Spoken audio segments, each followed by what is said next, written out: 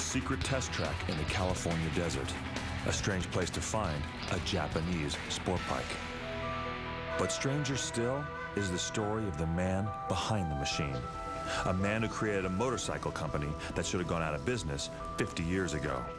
He was one of hundreds that took bicycles and put engines in them. Most of them failed, and he failed. And he kept trying and kept trying. He was a man whose passion for racing kept him going, even when it almost drove his company bankrupt. He got in racing even before he'd been around for 10 years. You know, it almost broke him. But this amazing man would not be broken. In fact, he dared to fight convention and always did things his way. He was really a visionary and a maverick. A maverick whose fascination with speed extended into his factories, where today they know precisely how long it takes to build a motorcycle. It is about 1 hour or 3,600 seconds. He was a man who created the most popular motorized vehicle in history. So far, worldwide cumulative production has been around 54 million units. Another of his creations was a motorcycle with virtually every feature found on a car. When most people think about features like anti-lock brakes, huge cargo capacity, satellite navigation, heated seats, and an airbag, they're not thinking about a motorcycle.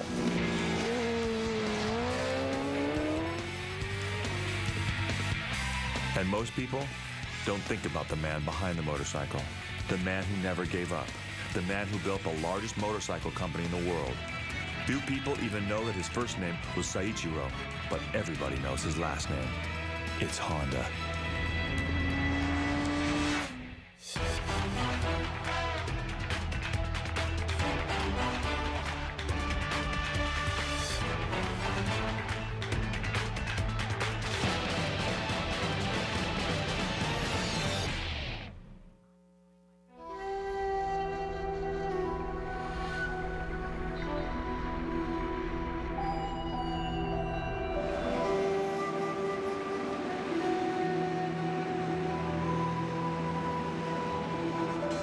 Modern-day Tokyo is the most populated metropolitan area in the world. With 35 million people living here, Tokyo can seem overwhelming. Tokyo has long been a city swarming with people. Even in 1922, more than 2 million people lived there. But the crowds didn't intimidate Soichiro Honda. He was drawn to Tokyo by his fascination for a new mechanical invention that had recently arrived in Japan: the internal combustion engine. Mr. Honda was a true spirit and a genius, an entrepreneur who was absolutely captivated by the sound, the feel, and the essence of internal combustion engines. While Mr. Honda was captivated by engines, he was also pragmatic, stubborn, and yet extremely creative.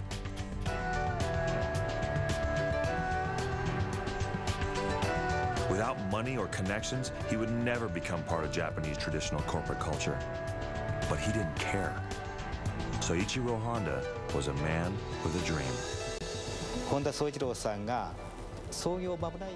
Soichiro Honda wanted to be #1 in the world, not just in Japan. That was his dream.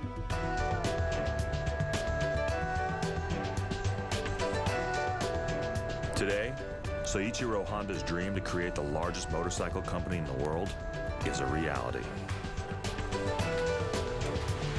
Honda sells 13 million motorcycles a year.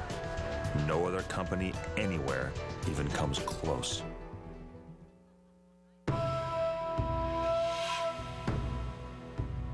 Soichiro Honda was born in 1906 in a small village that eventually became part of Hamamatsu, Japan. His father was a blacksmith who also repaired bicycles. Soichiro left home when he was just 16 to spend 6 years as an apprentice automobile mechanic in Tokyo. He lacked a formal education, but he was obsessed with anything that had an engine. Mr. Honda was a man from humble origins. He didn't have a degree in engineering. He didn't graduate from an engineering school, but he learned engineering the hard way. Having learned to be a mechanic, Soichiro Honda went home to Hamamatsu in 1928. Just 22 years old, he opened a small automobile repair shop called the Art Sokai, and soon gained the reputation of a man who could fix just about anything wrong with a car. Saiichiro's mechanical talents also fueled his passion for racing. He built his first race car from a junk pile collection of old automobile parts.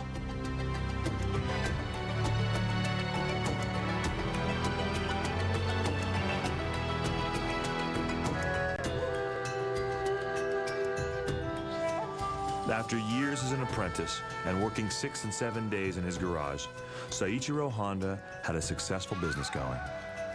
But World War II changed everything.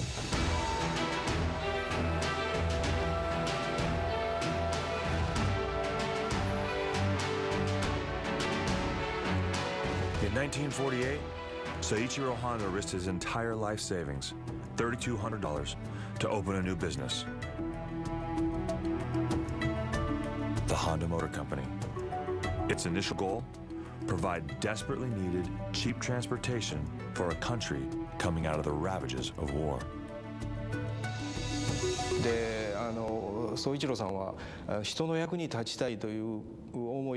Soichiro Honda's basic desire was to offer something very useful to the people. And at that time in Japan, the only way for people to get around was on bicycles.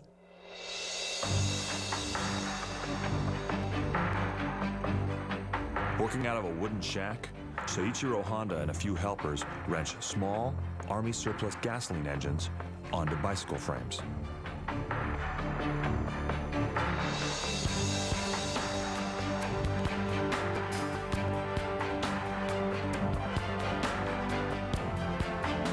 Honda calls his motorized bicycle the A-Type.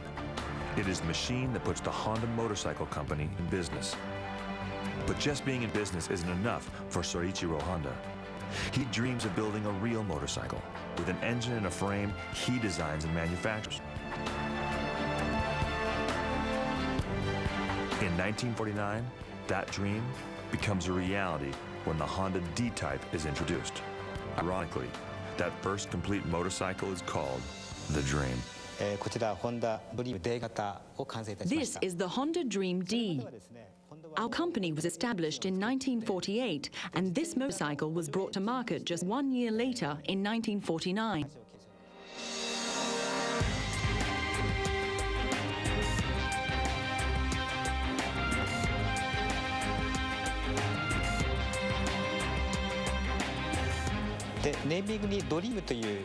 I'll tell you why we put the name Dream on this model.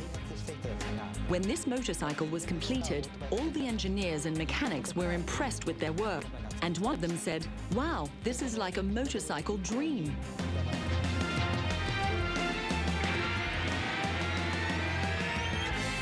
The Dream D is a huge success, and by the end of 1949, Honda has 60% of the Japanese motorcycle market. It seems almost everyone in Japan is riding a Honda. Motorcycle use in Japan in the 1950s increased quite dramatically, and at one point in time there was a motorcycle for every 20 households.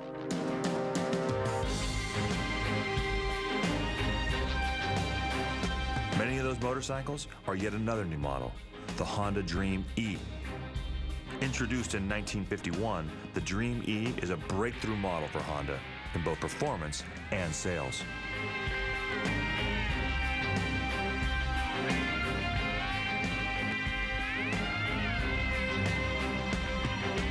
But the E-Type success wasn't enough for the dreamer in Saiichiro Honda.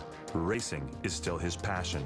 And in contrast to traditional Japanese modesty, he issues a remarkable public challenge. In 1954, with his company just barely in its infancy and just barely getting its financial footing, he shocked his employees by saying, well, now that we're an established motorcycle company, we're going to go racing, and we're going to win the world championship. And everybody was stunned.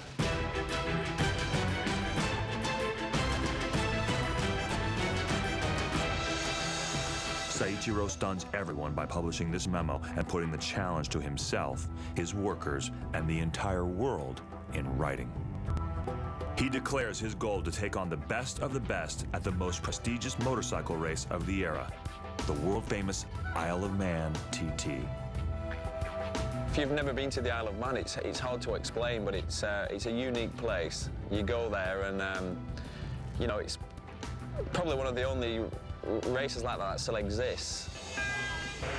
It is a grueling test of both man and machine, taking place on the narrow public roads that twist up and down a tiny island in the Irish Sea.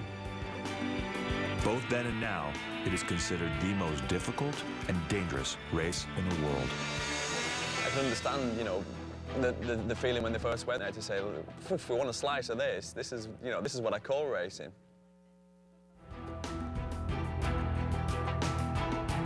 Seiichiro Honda didn't just want a slice of racing.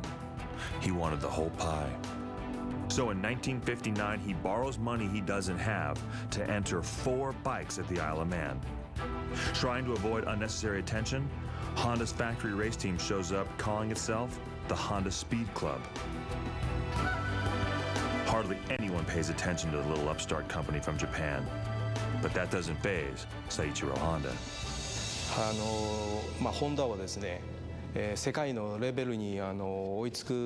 Our target was to catch up with European motorcycle companies. And we thought the shortcut for us was to participate in world-class racing.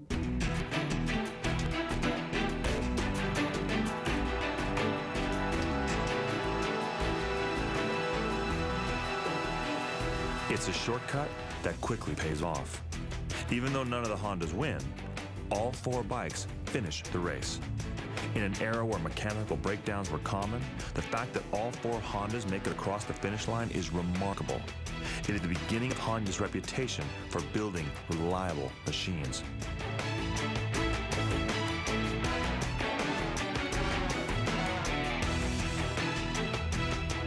Seiichiro Honda leaves the Isle of Man determined to build a more powerful motorcycle.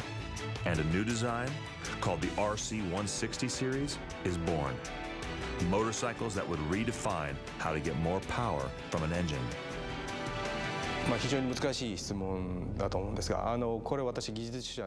At that time, Honda believed that the best way to maximize an engine's power was to raise the RPMs as much as possible.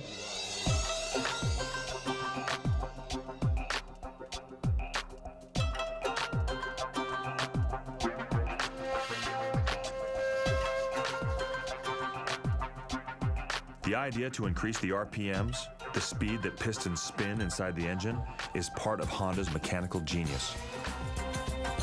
The result is what they call Honda music. The sound of 4 small cylinders firing at incredibly high speeds. This RC160 is part of Honda's museum collection, and the unique sound of its engine hasn't been heard in years.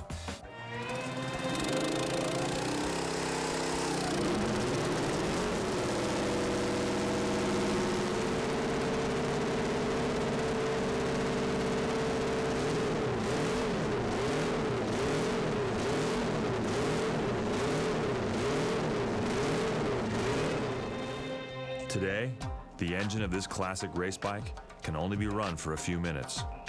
The men who fire up the motorcycle touch it lovingly and turn it off before the engine gets too hot.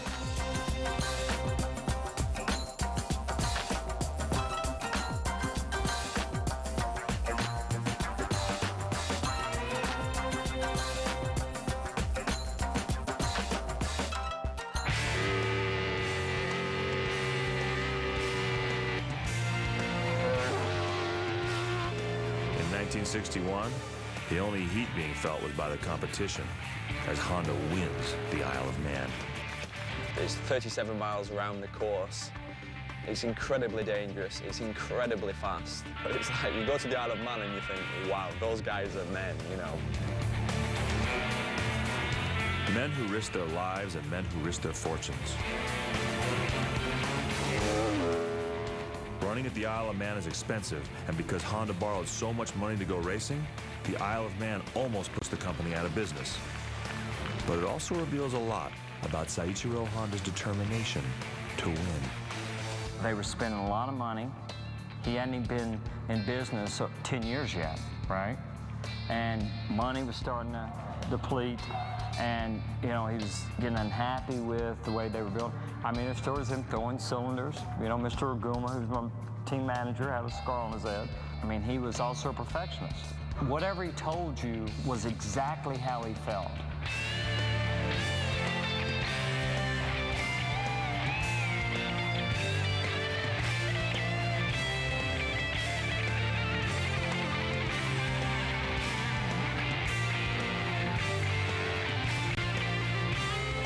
Every one of Honda's employees knew how he felt, and they still take great pride in Seiichiro Honda's remarkable achievement. This model is the very first Honda motorcycle that was successful in world-class racing.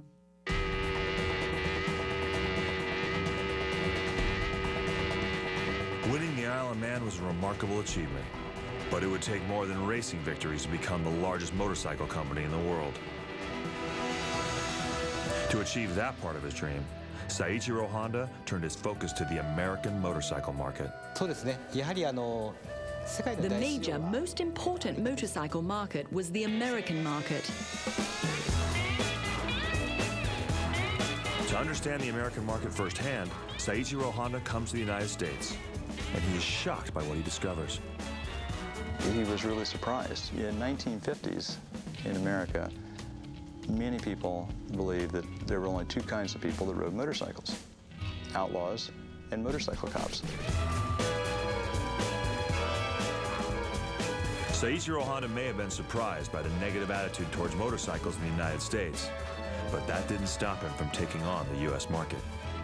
The market in the U.S. at that time was stagnant and somewhat exclusionary. It was hard to become a motorcyclist physically, financially, and socially. And Mr. Honda decided that that shouldn't be. The American Honda Motor Company is created and opens its first office in Los Angeles on June 4th, 1959.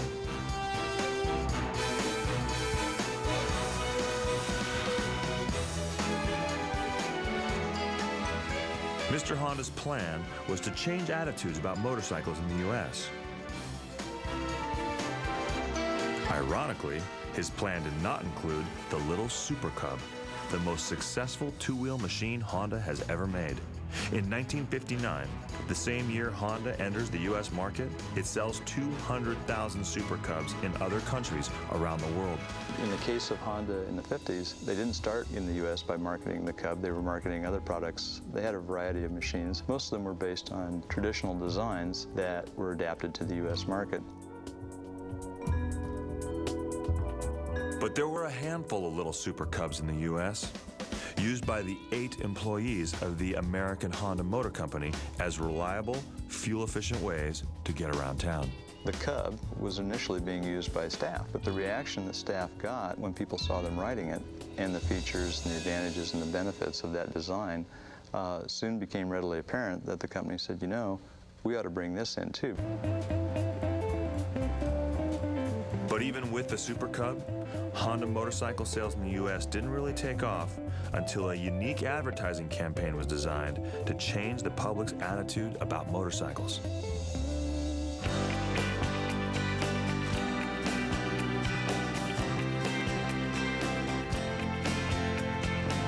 The commercials first run in 1963, and Honda sells 100,000 motorcycles that year.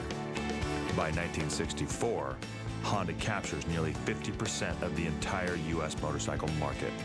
Public attitudes towards motorcycles are changing.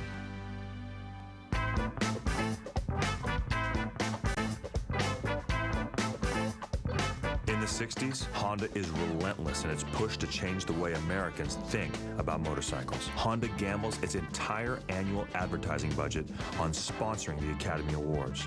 Then, it buys TV commercial time in the Super Bowl. The impact is virtually immediate. There were people lined up at dealerships' doorways before stores open the next day, the next Monday. It was pretty impressive.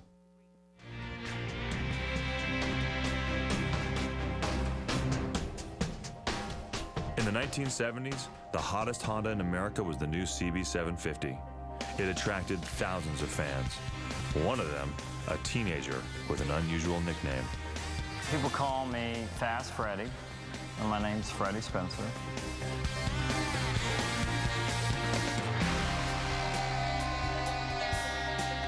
Freddie Spencer was another reason CB750 sales skyrocketed in the U.S. I started riding the CB750 in 1980, my first year with American Honda, and I was 18 years old. Fast Freddie finished second at the 1980 Daytona 200, a remarkable accomplishment for a teenager who had never ridden such a powerful motorcycle in his life.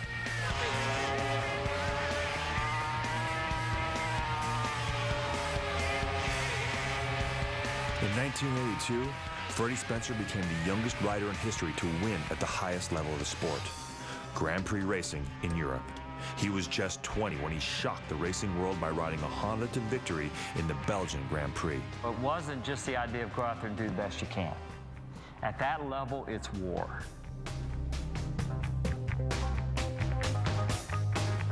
A war that Freddie Spencer escalated in 1985 by going after 2 world championships in the same year. Freddie would compete in 2 different classes of racing based on different engine sizes. No one has ever tried that before or since, and no one thought Freddie could do it, except for one man, the Maverick, Seiichiro Honda. He respected the fact that nobody thought we could do it. No one outside of Honda might have thought racing and winning in both the 250cc and 500cc Grand Prix classes was possible. But inside the company, Seiichiro tells the racing division to make it happen. The result? 2 motorcycles that become legends. The NSR 250 and the NSR 500. でこの1985年はですね、フレディ・スペンサーにとりましては、もう一つの1985 was a marvelous year for the rider Freddie Spencer. Not only did he become world champion in the 500cc class, but he was also world champion in the 250cc class.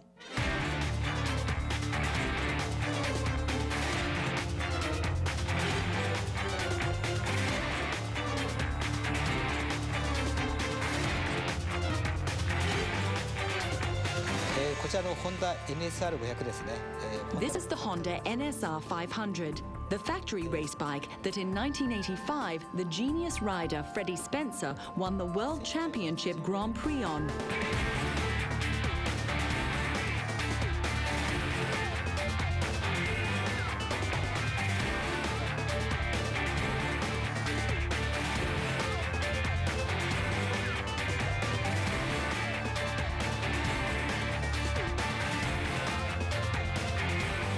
I was able to go out and win the world championship, and I became the youngest world champion, and still am.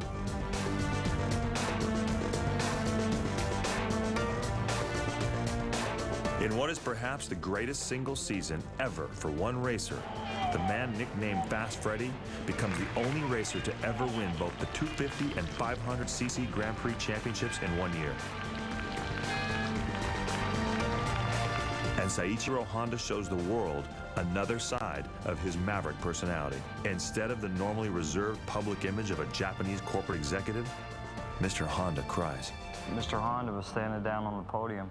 He had tears streaming down his face, and I got him up there, and there's a picture of him up there, and I've got my arm around him. And for Fast Freddie, it would take a while to realize just what he and Mr. Honda had done. You know, deep breath, deep release of breath. It was so demanding that the truth is that it took a while for it to sink in.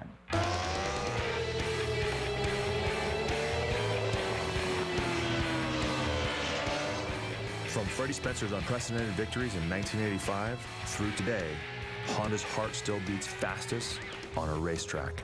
This is the pride of Honda because this motorcycle achieved the pinnacle of MotoGP racing success. In 2002, this actual machine, the RC211V, made its debut in MotoGP with Valentino Rossi riding it. And we won the World Championship. RC211V, really the fastest, best bike in the world, as it proven in Grand Prix. If you win in Grand Prix, you're building the best in the world. The RC name tag for Honda is magic. The RC211V makes magic once more in 2006 when another American rider, Nicky Hayden, wins another world championship for Honda.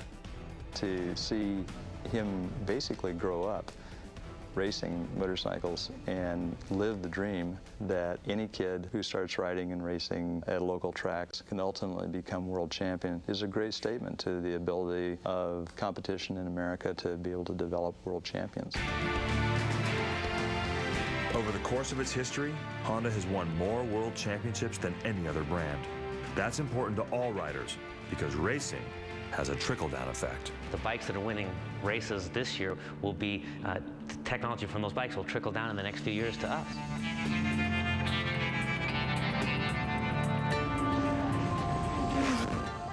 Another part of Honda's legacy is how technology developed for racing always ends up on bikes anyone can buy. Honda's latest sport bike, the CBR 1000RR, is a great example of how street riders benefit from racing. Just light, incredibly powerful, superbly agile, and that's what the new 1000RR has sort of done.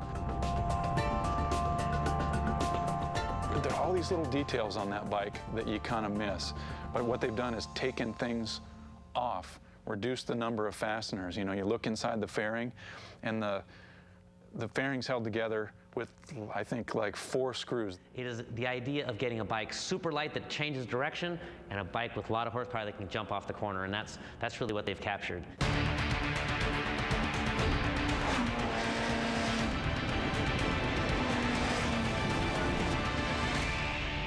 Honda CBR 1000RR is the company's top-of-the-line sport bike.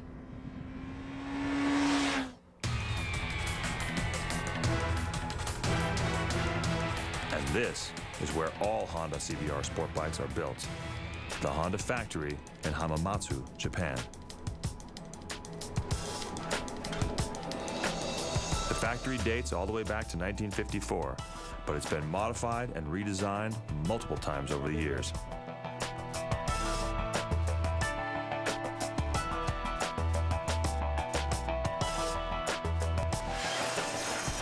One thing that has never changed at the factory is that everyone always wears white work clothes. It is a unique form of quality control.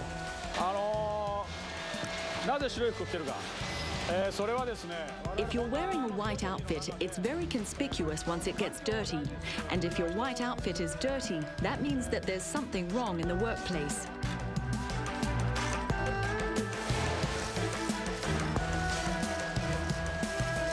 It is a very efficient workplace. Ask how long it takes to build one CBR, and the answer is virtually right down to the second. It is about 1 hour, or 3,600 seconds. That 1 hour, or 3,600 seconds, begins with building the engine. And they do that with the engine turned upside down, assembling pieces from the bottom up.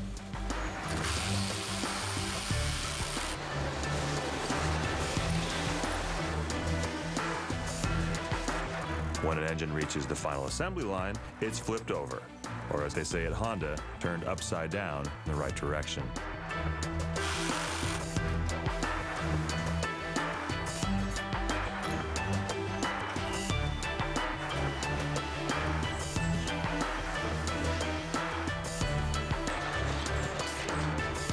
When each engine is finished, it begins a long trip through the factory, moving from the first floor up to the second floor, down to the basement, and back up to the final motorcycle assembly line on the first floor again.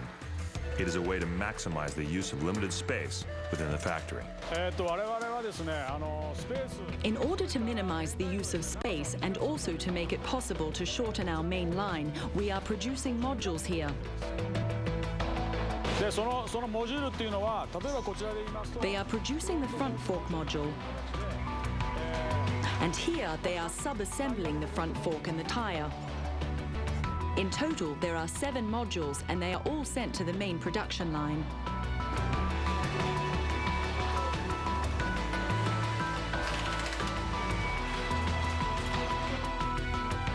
All the sub-assembly modules move around the factory on conveyor belts, perfectly synchronized by computer to arrive at precisely the right place and right time on the final assembly line. The first step is to install the engine into the frame. This is a very important part of the process because the engine becomes part of the frame. There is a specific order in which the bolts need to be tightened, and there's a certain level of strength at which the bolts need to be tightened. All of these details will have an impact on the performance of the machine.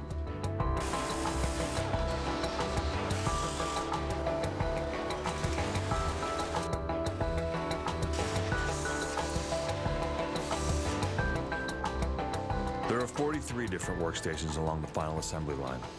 On an average day, 2 shifts of people, working a total of 16 hours, produce 850 motorcycles, each one in precisely 3,600 seconds. After 3,600 seconds on the line, each finished motorcycle is fired up for the first time and ridden onto a special test platform. This machine is used to carry out the final inspection of the motorcycle.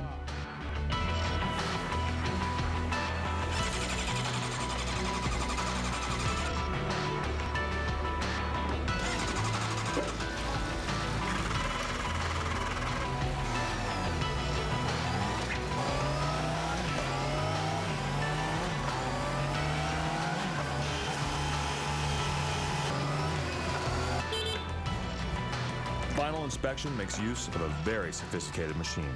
Besides running computerized tests on the engine, brakes, suspension, and instruments, it has a special light-sensitive panel that makes one of the last checks of the whole process, running across the front of the new bike to be certain the headlights are perfectly aimed and aligned.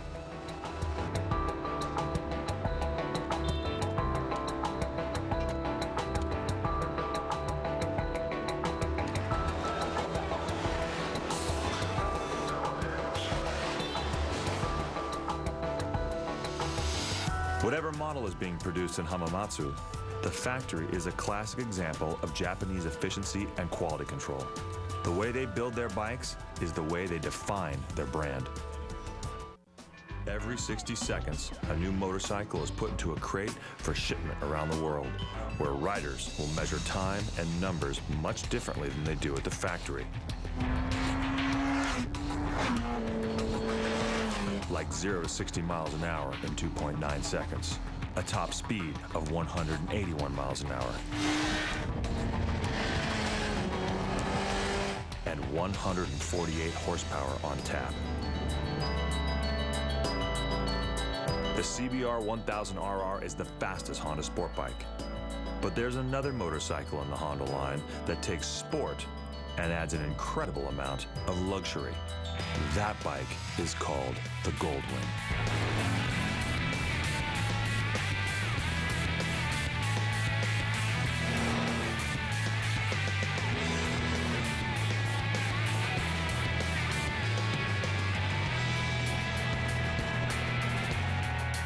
In 1974, Honda again shocked the motorcycle world with the GL 1000, otherwise known as the world's first Goldwing, a machine that would revolutionize the concept of motorcycle touring.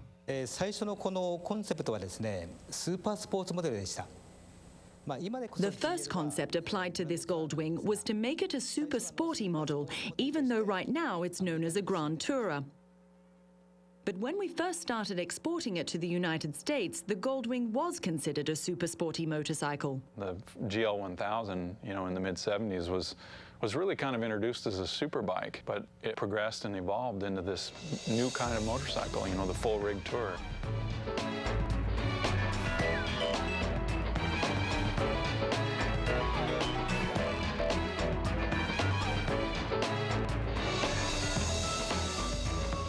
Over the years, the Goldwing engine has constantly grown, from its original 1000 cc's to today's 1800cc model. Next to the little Super Cub, the huge Goldwing is the second longest production run of any Honda motorcycle.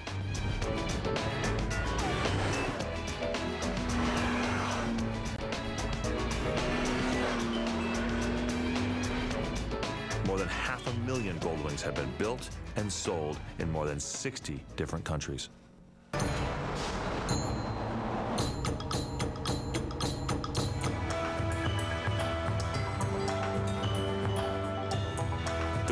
is such an important icon that it occupies center stage in the main lobby of Honda headquarters in Tokyo, Japan. The newest version of the Goldwing was designed by Masanori Aoki. He spent years in Honda's racing department, and his job was to make the new Goldwing sportier. If you look at Goldwing, first impression, too heavy and not so for me. But if you ride a motorcycle, Goldwing, very lightweight feeling, and I promise you enjoy riding a motorcycle. Beautiful chassis. We always talk about how much faster you can go on a Goldwing than you would ever expect, and how surprising it can be to be riding on a winding road and catch up with people who are riding sport bikes.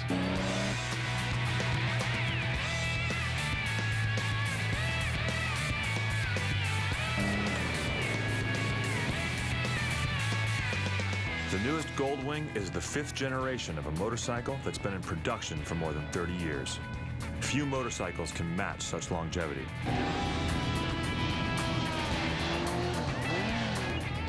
Fewer still can lay claim to both creating and defining an entire segment of the motorcycle experience. The Honda Goldwing is the king of the road for long-distance, luxury touring motorcycles. I've ridden the Goldwing all the way up to Nova Scotia, took from Boston. I cannot believe how good that motorcycle handled. It was tons of fun. Really a good acceleration, and really it's not, the bike that you see is not the bike that you have when you ride. It's an awesome bike. The Goldwing is like, that's like an institution. It's a touring institution. They drove their competitors out of the market, essentially, with that bike. Like Goldwings found all over the world, the motorcycle in Tokyo was actually built in Marysville, Ohio.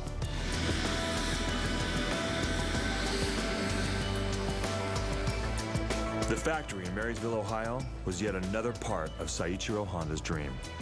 Once again, the Maverick had defied popular belief.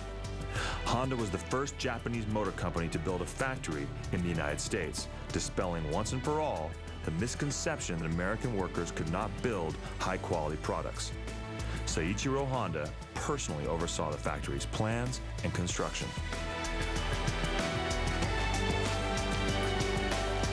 The factory in Marysville produced its first motorcycle on September 10th, 1979. It helped pave the way for Honda to go on to build everything from automobiles to minivans to power equipment products in the U.S.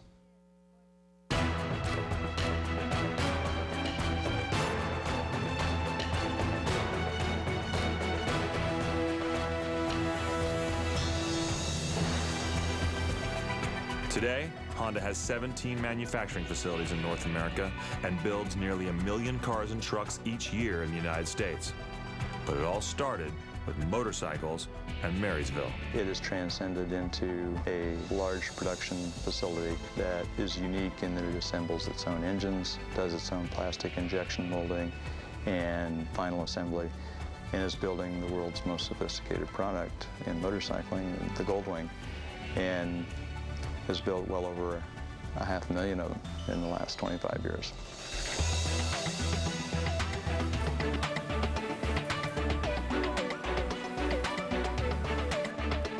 The Goldwing is so complex that it shares a lot of its technology with its four-wheeled relatives. The beauty of the navigation system on the Goldwing is that it's the same system that's found in our automobiles.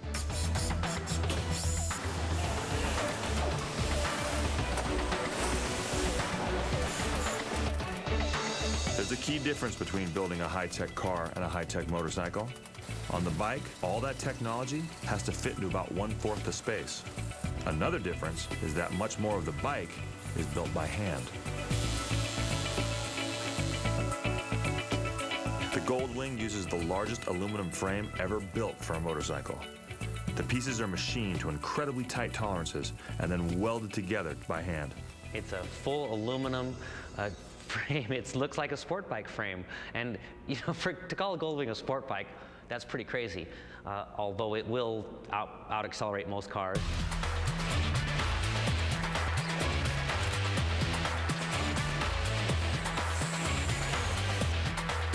The 1.8-liter six-cylinder engine is as large as engines used in many cars. The 6 is a completely unique engine, horizontally opposed six-cylinder engine that offers perfect balance. It's an engine that's so smooth that you can even balance a nickel on it while it's running.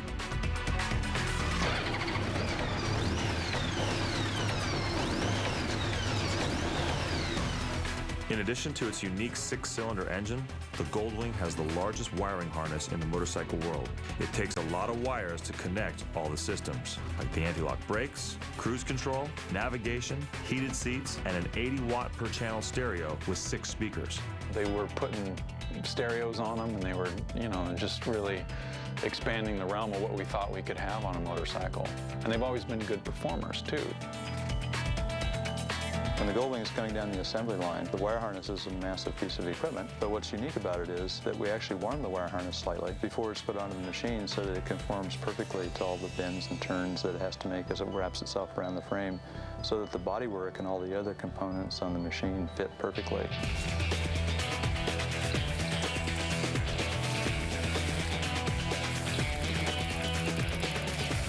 Many of those components are built as sub-assemblies in other parts of the factory. Sub-assemblies like the front and rear wheels, the suspension systems, body panels, including the iconic Goldwing trunk and saddlebags, are moved to the final assembly line on giant overhead conveyor belts.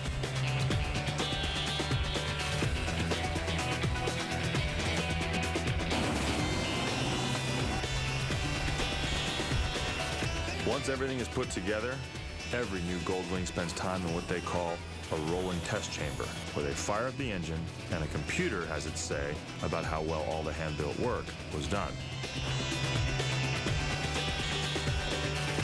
Then, each Goldwing is created for shipment to anywhere in the world. But the story doesn't end here. The more than 34-year history of the Goldwing is one of constant engineering challenges set and met, and that story continues. The Goldwing is also unique because it's the first production motorcycle to have an airbag as an option. Wherever in the world they're made, new Hondas always seem to end up here, in the middle of California's Mojave Desert.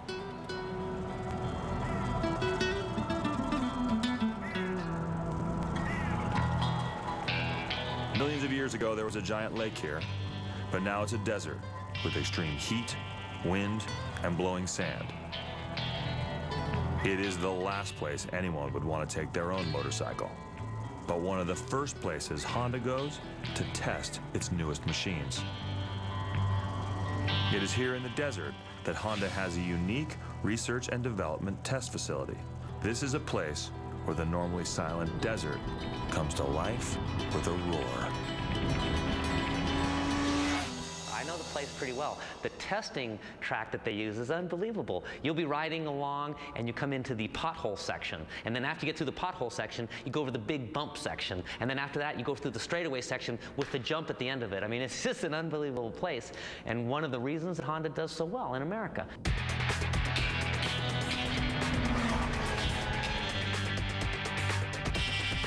There are bumps, dips, and intentionally bad pavement, all designed to test the motorcycle in the real world.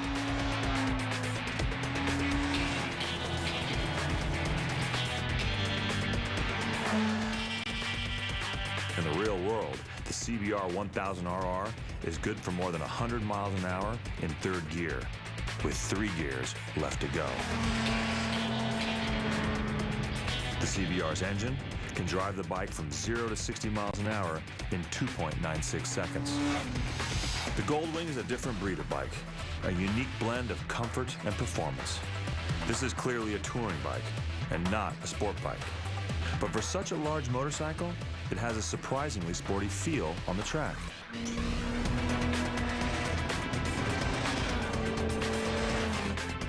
Seiichiro Honda would be pleased with the newest Honda motorcycles.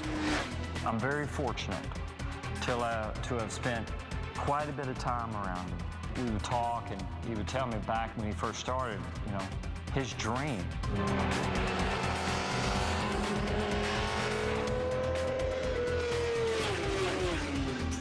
Seiichiro Honda's dream should have been impossible to achieve.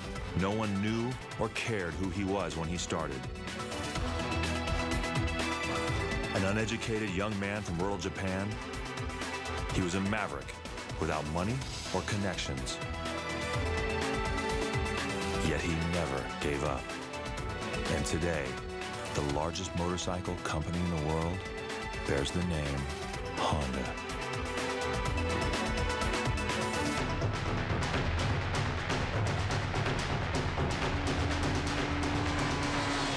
We all know they make cars. You know, they got into the car business. The true passion in Honda is motorcycles. Some industry observers have said that everybody who rides a motorcycle today, regardless of the brand, has benefited from what Mr. Honda did for the motorcycle industry in the United States in the 1960s. And I think it's true.